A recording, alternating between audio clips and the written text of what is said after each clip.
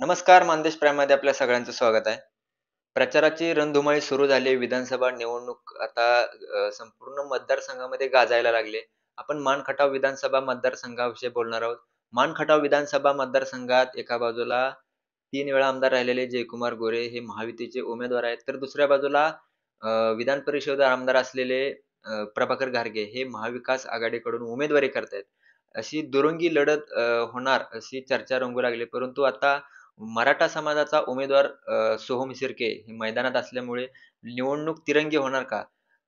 अशी देखील चर्चा होऊ लागली आहे. सोहम शिर्के आपल्यासोबत आहेत. आपण त्यांच्याशी बातचीत करणार आहे. त्यांचा पार्श्वभूमी बघितली तर ते मनोज जरांगे यांच्या मार्गदर्शनाखाली त्यांनी मराठा आरक्षणासाठी मान खटावमधून जनजागृती केलेली होती. प्रचंड समुदायापर्यंत ते पोहोचलेले आहेत. नमस्कार. काय सांगाल आता निवडणूक रणधुमाळी सुरू झाली आहे आणि तुम्ही सुद्धा मैदानात आहे आणि काय सांगाल कशी रणनीती आहे तुमची? रणनीती एकच आहे की आपल्याला ज्यांनी आरक्षण नाही दिलं त्याला तर पाडाच पाडा. आणि ज्यांनी आरक्षण आता जे सुरू होतं आरक्षणाची 14 महिन्यापासून जे काही लढा सुरू होता त्याच्यामध्ये ज्यांनी समर्थन पण नाही केलं आरक्षणासाठी किंवा जे आपण जरांगे पाटील बोलत होते की लिहून द्या की तुमचं काय मत आहे ते त्याबद्दल कुणी ना महायुतीने केलं ना महाविकास आघाडीनं ना कुठल्याही पक्षांनी आणि कुठल्याही नेत्यांनी नाही केलं. त्याच्यामुळं आता आता विचार असा आहे की ज्याने आपल्यावरती अन्याय केला त्या दोघांना पण पाडा. आणि मान खटावमध्ये हेच होणार आहे. या दोघांनाही पाडायची भूमिकेमध्ये मी असणार आहे. आणि जनता सुज्ञ आहे. जनतेला माहिती आहे की हा जनतेचा मुलगा सोहम शिर्के हा किती काम करणार आहे. कारण मी तळागाळातले प्रश्न मी जाणतो. मी गेले 12 महिन्यापासून गावगाव वाडी वस्ती सगळं काय तिथं भेटी दिल्यात आणि जनतेचे बारकाईने प्रश्न लक्षात घेतलेत. कारण अतिशय मान खटावची परिस्थिती भयंकर आहे. इथं रोड रस्ते रोजगार हे तर नाहीच नाहीत.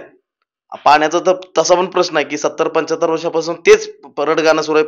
पाण्यावरती राजकारण गोल गोल सुरू आहे. त्यामुळे जनता यावेळेस सोहम शिर्के या मुलाला त्यांच्या मुलाला मदत करेल आणि बहुमताने मला विजय करेल एवढंच मी तुम्हाला सांगतो.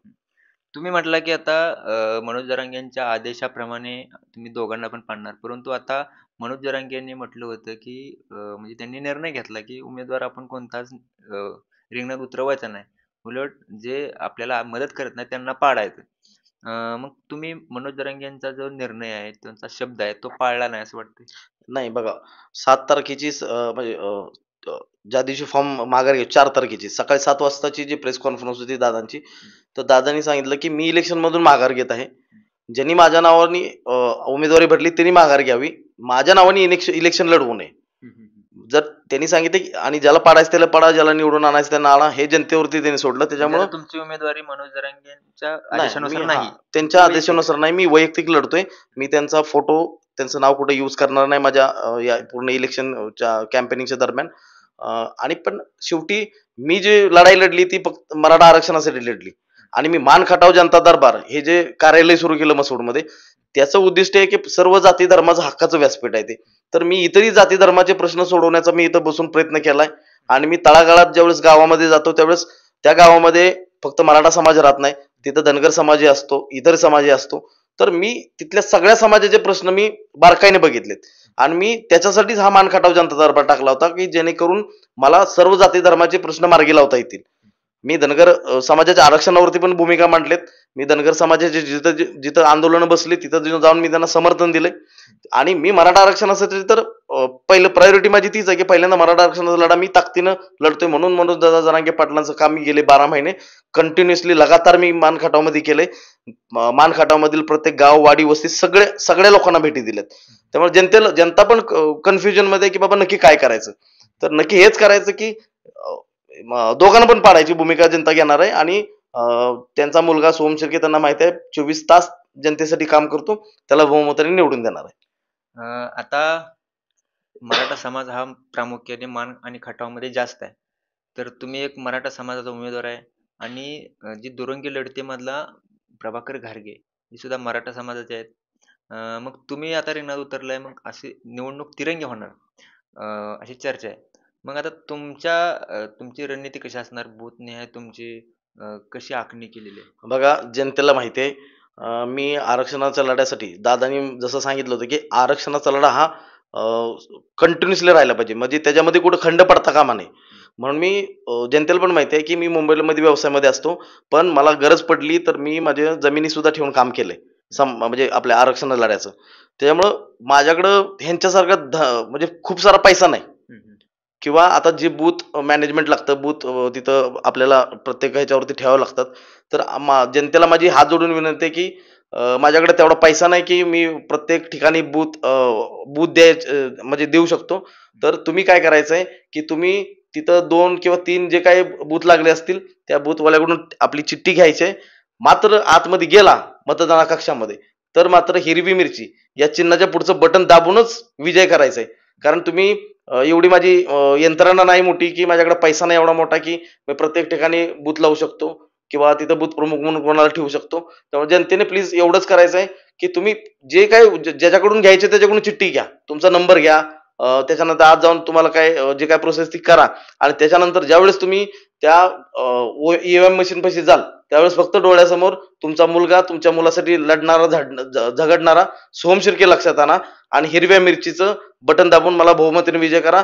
मी तुमच्या सगळ्या प्रश्न मार्गी लावण्याचं काम करणार आहे.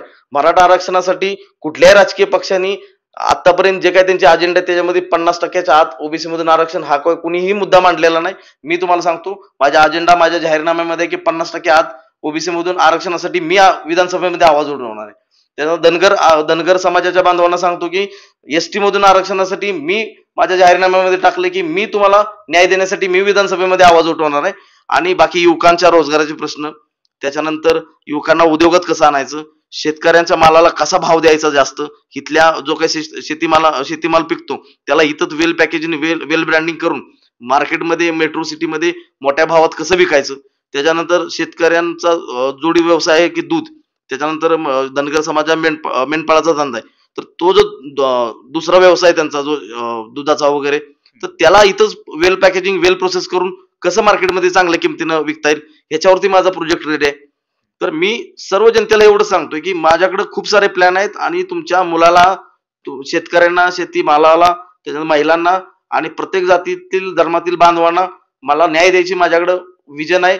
आणि त्या अनुषंगाने तुम्ही एक यंग तडफदार युवा म्हणून माझ्याकडे बघा आणि मला बहुमताने विजय करा, एवढंच बोलतो. तुम्ही तुमचा जाहीरनामा सांगितला. तुम्ही निर्णय घेतलाय की आता या दोन्ही उमेदवाराला पाडायचं आहे. तर आता बऱ्याच चर्चा होत आहेत तुमच्या नावाचे, की तुम्ही कुणासाठी तरी काम करताय वगैरे. याबद्दल काय? बघा, हे जनतेला माहिती आहे, की मी गेले 12 महिने झालं मी कुठल्याही नेत्याची पायरी कधी शिवली नाही. मला माझ्या मराठा समाजासाठी, माझ्या इथल्या मान तालुक्यातील जनतेसाठी काम करायचंय. मला तुम्ही बघत असाल, जर मी जमिनी घाण ठेवून जर काम करत असेल जनतेसाठी, तर मला पैशाचा लोभ नाही, पैशाचे लालच नाही. मी 12 महिने लगातार लढलाय आणि मी आता मुंबईमध्ये नाही, थोडंसं माझे व्यवसाय दुसऱ्याच्या हँडओव्हर केलेत म्हणून हा प्रॉब्लेम आहे. अदरवाईज मला पैशाचा कधी प्रॉब्लेम येणार नाही. मी एवढं हिंमत आहे की मी 2-2, 3-3 कंपन्या चालवलेला माणूस आहे. त्यामुळे मला पैशाची गरज नाही. आणि कोणाच्या बोलतात ना, नेत्याची पक्षाची चाटुकरी करणारे ती माझ्या अवलाद नाही. मी मराठा समाजासाठी आणि माझ्या मान खटावच्या जनतेसाठी, त्यांच्या प्रत्येक गोष्टीसाठी मी वचनबद्ध आहे. त्यांना मी माझ्या जाहीरनाम्यामध्ये लिहून दिलं, की मी तुमच्यासाठी काय काय करणार आहे आणि त्या अनुषंगानेच मी लढणार आहे आणि जिंकणार सुद्धा आहे. आणि कोणी काय अलिगेशन करत असतील ते पक्षाचे, नेत्याची चाटुगिरी करणारे लोक आहेत. जनता समजदार आहे, कारण जनतेमध्ये मी गेले 12 महिने प्रत्येक गावातील लोक मला ओळखतात आणि त्यांना माहिती आहे की समाजासाठी, इथल्या जनतेसाठी किती बोलतात तळमळीनं काम करणारा मुलगा आहे, त्यांचा कार्यकर्ता आहे. त्यामुळे कुणी काय अलिगेशन केलं तर फरक नाही पडत. लास्ट टाइम पण नाही का तुम्हाला सांगतो, 4 महिन्यापूर्वी अलिगेशन केले, ते मला सगळा प्रूफ द्यावा लागला, की बघ रे, माझ्या आईचं मंगळसूत्र सुद्धा ज्यावेळेस वेळ पडली त्यावेळेस मी इथं आशीर्वाद फायनान्स मध्ये ठेवलं होतं. कारण माझ्यामध्ये स्वार्थीपणा नाही. आणि कसं आहे, महाराष्ट्राच्या आरक्षणाचं, महाराष्ट्रभर आरक्षणाचं, मराठा आरक्षणाचं प्रश्न वेगळे आहेत, पण माझा मान खटावचे प्रश्न खूप वेगळे आहेत, गंभीर आहेत. कारण हा तसाही दुष्काळी भाग आहे. जवळ 2-2, 3-3 वर्ष तसा पण दुष्काळ हटत नाही. इथली जनता एवढी त्रस्त आहे, इथं रोड नाही, तिथं पाणी नाही, इथल्या शेतकऱ्यांचे हाल आहेत सगळे, इथल्या मुलांचे लग्न सुद्धा होत नाहीत, एवढी गंभीर परिस्थिती आहे. आणि म्हणून मला असं वाटलं, की पाटील साहेबांनी निर्णय घेतला ठीक आहे, पण मला माझ्या जनतेसाठी काहीतरी काम करायचंय. आणि म्हणून मी ठरवलं की मला विधानसभेमध्ये जायचंय. इथल्या जनतेचे प्रश्न खूप गंभीर आहेत. इथल्या मुलांच्या लग्नाच्या प्रश्नावरती म्हणजे काही ना काही तर मार्ग काढला पाहिजे. इथल्या शेतकऱ्यांच्या जे काही पाण्याचा प्रश्न आहे त्याच्यावरती मार्ग काढला पाहिजे. आतापर्यंत जे हक्काचं पाणी मान खटावलंय त्याच्यामधलं 30%च पाणी वापर होतोय. बाकी 70% पाणी अजून यूज होत नाही, तर 70% पाणी आपल्या तालुक्यामध्ये आलं आपल्या हक्काचं, तर मात्र मान खटावचा दुष्काळ हा पूर्णतः कायमस्वरूपी निघून जाईल. त्या अनुषंगाने मी विधानसभेमध्ये आवाज उठवणार आहे. इथल्या शेतकऱ्यांचा, विद्यार्थ्यांचा, युवकांचा युवकांचा जो नोकरीचा प्रश्न आहे, त्यांना रोजगार नाहीत, ते रोजगार निर्मिती कशी केली पाहिजे. लोक बोलतात मी सत्तेत आल्यानंतर असं करेन, पण मी तुम्हाला सांगतो माझ्याकडे असे काही प्रोजेक्ट आहेत की मी सत्तेत जरी गेलो नाही तरी मी प्रत्येक घरी एक नोकरी देऊ शकतो, एवढं माझ्याकडे मोठा चांगला प्रोजेक्ट आहे आणि प्रॅक्टिकल प्रोजेक्ट आहे. तो मी अजेंडा पूर्ण आता मी जाहीर केलाच आहे. म्हणजे ऑलमोस्ट आज मी शिखर शिंगणापूर इथून माझ्या प्रचार सभेचा नारळ फोडतोय आणि मोठ्या ताकदीनं मी या येणाऱ्या विधानसभेला सामोरं जातोय. तर नक्कीच सोहम शिर्के हे मराठा समाजातून आलेले आहेत आणि ते आता उमेदवारी करतायत आणि आजच त्यांचा प्रचाराचा शुभारंभ होतोय. तर काय जनतेला आव्हान कराल तुम्ही आता? तुमचं चिन्ह काय? जनतेला एवढंच आवाहन करतो, अनुक्रमांक 20 सोहम उर्फ सोमनाथ लक्ष्मण शिर्के, माझं चिन्ह आहे हिरवी मिरची. या पुढील बटन दाबून मला बहुमताने विजय करा. मी तुमच्या जनतेतला मुलगा, तुमच्या गोरगरीब तळागाळातील प्रश्न जाणून घेणारा मुलगा आहे. मी प्रत्येक वेळेस तुम्ही बघत असाल, मी 12 महिने झाले प्रत्येक गावागावात, वाडी वस्तीत सगळ्या बांधवांना भेटलोय आणि जनतेचे प्रामुख्याने प्रश्न उचललेत. आणि मी ज्यावेळेस जनतेमध्ये प्रत्येक गावात गेलो, जवळजवळ 450-500 भाषणं मी केली असतील. त्या प्रत्येक भाषणामध्ये मी हेच सांगितलंय, पहिल्यांदा हे सत्ताधारी आपल्यावरती अन्याय करत होते, परत सत्ताधाऱ्यानंतर आपण विरोधकांना पण विचारलं की तुमची भूमिका काय आरक्षणावरती, त्यांनीही कुठला आपल्याला आन्सर दिला नाही, त्यांनी आपल्या आरक्षणाचा प्रश्न मार्गी लावला नाही. हे प्रत्येक गावातल्या प्रत्येक जनतेला माहिती आहे की सोहम शिर्केने गावागावामध्ये भाषणं काय केलेत. भाषणं एवढेच केली, ह्या दोघांना पण आपल्याला पाळायची भूमिका घ्यायची होती. पण जरांगी पाटील साहेबांनी आपला जो काही उमेदवार उभा न करण्याचा मार्ग त्यांनी स्वीकारला, त्याच्यामुळे आपण जास्त काय त्याच्यामध्ये आता खोलात जात नाही. पण मी गावामध्ये गेल्यानंतर हेच भाषणं केलेत की सत्ताधारी असो विरोधक असो, दोघांना पण पाळायची भूमिका घेतली पाहिजे आणि समाजाला न्याय भेटेल ह्याच हिशोबाने आपण माझ्या पाठीमागे उभं राहिलं पाहिजे. आणि हिरवी मिरची हे तुम्ही लक्षात ठेवा, प्रत्येक घराघरात, गावागावात, लहान मुलापासून म्हाताऱ्या माणसांपर्यंत सगळ्यांना माहिती हिरवी मिरची काय. तर हिरवी मिरचीच्या समोरचं बटन दाबायचं आणि मला बहुमताने विजय करायचा आहे. मी तुमच्या प्रत्येक गोष्टीसाठी वचनबद्ध आहे. तर आपण विविध मतदारसंघामध्ये फिरतोय, तेथील सामान्य जनतेचा कौल जाणून घेतोय, कार्यकर्त्यांच्या भावना जाणून घेतोय आणि नेत्यांच्या, पुढाऱ्यांच्या मुलाखती घेतोय. अशाच प्रकारचे नवनवीन व्हिडिओ आपण पाहायला भेटतील. आपल्या चॅनलला सबस्क्राईब करा, लाईक करा आणि शेअर करा. धन्यवाद. आवाज माणदेशाचा, माणदेशातील प्रत्येकाचा. माणदेश प्राईम सबस्क्राईब करा आणि अपडेट रहा. नवीन व्हिडिओच्या नोटिफिकेशनसाठी बेल आयकॉनचं बटन दाबा. धन्यवाद.